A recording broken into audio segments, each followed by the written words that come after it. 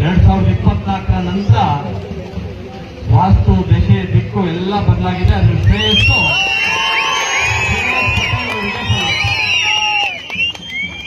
ಶ್ರೇಯಸ್ಸವರೊಂದಿಗೆ ಹೊಳೆನರಸೀಪುರದ ಶ್ರೇಯಸ್ ಕೂಡ ಅಡಗಿದೆ. ನಾವು ಕನ್ನಡ ರಾಜ್ಯೋತ್ಸವವನ್ನು ಆಚರಣೆ ಮಾಡ್ತಾ ಇದ್ದೀವಿ. ಹೊಳೆನರಸೀಪುರಕ್ಕೆ ಸ್ವಾತಂತ್ರ್ಯ ಸಿಕ್ಕಿದೆ ಅಂತ ಹೇಳಿ ನಿಮ್ಮನ್ನೆಲ್ಲ ನೋಡಿದ ನಂತರ ಅನ್ನಿಸ್ತಾ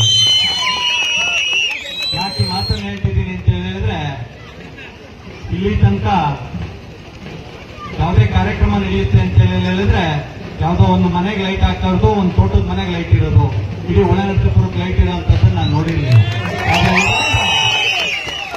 ಹೊಳೆನರಸೀಪುರ ಹಳೆಯ ಶ್ರೇಯಸ್ ಪಟೇಲ್ ಅವರ ತಾತನ ಕಾಲಕ್ಕೆ ಮತ್ತೆ ವಾಪಸ್ ಕೊಂಡೋಗಿದೆ. ದಿವಂಗತ ಪುಟ್ಟಗೌಡರನ್ನ ಈ ಸಂದರ್ಭದಲ್ಲಿ ರಾಜಕಾರಣ ಬರುತ್ತೆ ಹೋಗುತ್ತೆ. ನಾನು ಒಂದು ಪಕ್ಷದ ಪ್ರಮುಖ ಹುದ್ದೆಯಲ್ಲಿದ್ದೀನಿ, ಅವರು ಬೇರೆ ಪಕ್ಷದ ಸಂಸದರಾಗಿದ್ದಾರೆ. ಆದ್ರೆ ಮಾನವೀಯತೆ ಅನ್ನೋದು ಬಹಳ ಮುಖ್ಯ. ಅದು ಬಹಳ ದಿನಗಳಿಂದ ಕಳೆದೋಗಿತ್ತು, ಅದು ವಾಪಸ್ ಬಂದಿದೆ. ಇದು ಇದೇ ರೀತಿ ಮುಂದುವರ್ಕೊಂಡು ಹೋಗಿ ಭುವನೇಶ್ವರಿ ರಥವನ್ನ ಇಡೀ ಹೊಳೆನರಸೀಪುರದ ಪ್ರಮುಖ ಬೀದಿಗಳಲ್ಲಿ ನಾವು ಸಂಚರಿಸುವ ಮೂಲಕ ಮತ್ತೆ ಹೊಸ ಮೆರಗನ್ನ ಹೊಳೆನರಸೀಪುರಕ್ಕೆ ಕೊಡೋದ್ರ ಜೊತೆಯಾಗಿ ಮಾದರಿಯಾಗಿ ಮುಂದಿನ ದಿನಗಳಲ್ಲಿ ಆಗಲಿ ಅಂತೇಳಿ ಹೇಳ್ತಾ, ಮೈಸೂರು ಸಂಸ್ಥಾನ ಕರ್ನಾಟಕ ಏಕೀಕರಣದ ನಂತರ ಪ್ರತಿ ನವೆಂಬರ್ನಲ್ಲಿ ನಾವು ಕನ್ನಡ ರಾಜ್ಯೋತ್ಸವವನ್ನು ಆಚರಣೆ ಮಾಡ್ತಾ ಬರ್ತಾ ಇದ್ದೀವಿ. ಅದಕ್ಕೆ ಹೊಸ ರೂಪವನ್ನು ಕೊಟ್ಟಿರುವಂತ ನನ್ನ ಹೊಳೆನರಸೀಪುರದ ಎಲ್ಲ ನನ್ನ ಯುವ ಮಿತ್ರರಿಗೂ ಕೂಡ ಈ ಸಂದರ್ಭದಲ್ಲಿ ಅಭಿನಂದನೆಗಳನ್ನ ಸಲ್ಲಿಸ್ತಾ, ಎಲ್ಲಿ ತನಕ ಶ್ರೇಯಸ್ ಪಟೇಲ್ ಅವರಿಗೆ ಹೊಳೆನರಸೀಪುರದಲ್ಲಿ ಅಧಿಕಾರ ಕೊಡ್ತೀರಿ, ನಾನು ಯಾವುದೇ ಪಕ್ಷದಲ್ಲಿ ಇದೇ ವೇದಿಕೆಗೆ ಪ್ರತಿ ವರ್ಷ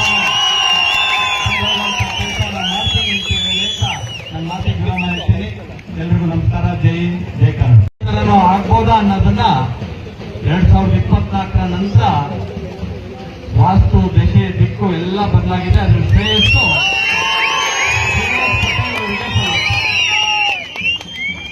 ಶ್ರೇಯಸ್ಸವರೊಂದಿಗೆ ಹೊಳೆನರಸೀಪುರದ ಶ್ರೇಯಸ್ ಕೂಡ ಅಡಗಿದೆ. ನಾವು ಕನ್ನಡ ರಾಜ್ಯೋತ್ಸವವನ್ನು ಆಚರಣೆ ಮಾಡ್ತಾ ಇದ್ದೀವಿ. ಹೊಳೆನರಸೀಪುರಕ್ಕೆ ಸ್ವಾತಂತ್ರ್ಯ ಸಿಕ್ಕಿದೆ ಅಂತ ಹೇಳಿ ನಿಮ್ಮನ್ನೆಲ್ಲ ನೋಡಿದ ನಂತರ ಅನ್ನಿಸ್ತಾ ಯಾಕೆ ಮಾತನ್ನು ಹೇಳ್ತಿದ್ದೀನಿ ಅಂತ ಹೇಳಿದ್ರೆ, ಇಲ್ಲಿ ತನಕ ಯಾವುದೇ ಕಾರ್ಯಕ್ರಮ ನಡೆಯುತ್ತೆ ಅಂತ ಹೇಳಿದ್ರೆ ಯಾವುದೋ ಒಂದು ಮನೆಗೆ ಲೈಟ್ ಹಾಕ್ತಾ ಇರೋದು, ಒಂದು ತೋಟದ ಮನೆಗೆ ಲೈಟ್ ಇರೋದು, ಇಡೀ ಹೊಳೆನರಸೀಪುರಕ್ಕೆ ಲೈಟ್ ಇರೋಂಥದ್ದನ್ನು ನಾನು ನೋಡಿರಲಿಲ್ಲ. ಹೊಳೆನರಸೀಪುರ ಹಳೆಯ ಶ್ರೇಯಸ್ ಪಟೇಲ್ ಅವರ ತಾತನ ಕಾಲಕ್ಕೆ ಮತ್ತೆ ವಾಪಸ್ ಕೊಂಡೋಗಿದೆ. ದಿವಂಗತ ಪುಟ್ಟಗೌಡರನ್ನ ಈ ಸಂದರ್ಭದಲ್ಲಿ ರಾಜಕಾರಣ ಬರುತ್ತೆ ಹೋಗುತ್ತೆ. ನಾನು ಒಂದು ಪಕ್ಷದ ಪ್ರಮುಖ ಹುದ್ದೆಯಲ್ಲಿದ್ದೀನಿ, ಅವರು ಬೇರೆ ಪಕ್ಷದ ಸಂಸದರಾಗಿದ್ದಾರೆ. ಆದ್ರೆ ಮಾನವೀಯತೆ ಅನ್ನೋದು ಬಹಳ ಮುಖ್ಯ. ಅದು ಬಹಳ ದಿನಗಳಿಂದ ಕಳೆದೋಗಿತ್ತು, ಅದು ವಾಪಸ್ ಬಂದಿದೆ. ಇದು ಇದೇ ರೀತಿ ಮುಂದುವರ್ಕೊಂಡು ಹೋಗಿ ಭುವನೇಶ್ವರಿ ರಥವನ್ನ ಇಡೀ ಹೊಳೆನರಸೀಪುರದ ಪ್ರಮುಖ ಬೀದಿಗಳಲ್ಲಿ ನಾವು ಸಂಚರಿಸುವ ಮೂಲಕ ಮತ್ತೆ ಹೊಸ ಮೆರಗನ್ನ ಹೊಳೆನರಸೀಪುರಕ್ಕೆ ಕೊಡೋದ್ರ ಜೊತೆಯಾಗಿ ಮಾದರಿಯಾಗಿ ಮುಂದಿನ ದಿನಗಳಲ್ಲಿ ಆಗಲಿ ಅಂತೇಳಿ ಹೇಳ್ತಾ, ಮೈಸೂರು ಸಂಸ್ಥಾನ ಕರ್ನಾಟಕ ಏಕೀಕರಣದ ನಂತರ ಪ್ರತಿ ನವೆಂಬರ್ನಲ್ಲಿ ನಾವು ಕನ್ನಡ ರಾಜ್ಯೋತ್ಸವವನ್ನು ಆಚರಣೆ ಮಾಡ್ತಾ ಬರ್ತಾ ಇದ್ದೀವಿ. ಅದಕ್ಕೆ ಹೊಸ ರೂಪವನ್ನು ಕೊಟ್ಟಿರುವಂತ ನನ್ನ ಹೊಳೆನರಸೀಪುರದ ಎಲ್ಲ ನನ್ನ ಯುವ ಮಿತ್ರರಿಗೂ ಕೂಡ ಈ ಸಂದರ್ಭದಲ್ಲಿ ಅಭಿನಂದನೆಗಳನ್ನ ಸಲ್ಲಿಸ್ತಾ, ಎಲ್ಲಿ ತನಕ ಶ್ರೇಯಸ್ ಪಟೇಲ್ ಅವರಿಗೆ ಹೊಳೆನರಸೀಪುರದಲ್ಲಿ ಅಧಿಕಾರ ಕೊಡ್ತೀರಿ, ನಾನು ಯಾವುದೇ ಪಕ್ಷದಲ್ಲಿ ಇದೇ ವೇದಿಕೆಗೆ ಪ್ರತಿ ವರ್ಷ ಮಾಡ್ತೀನಿ ಅಂತ ಹೇಳ್ತಾ ನನ್ನ ಮಾತಿಗೆ ವಿರಾಮ ಹೇಳ್ತೀನಿ. ಎಲ್ರಿಗೂ ನಮಸ್ಕಾರ. ಜೈ ಹಿಂದ್, ಜೈ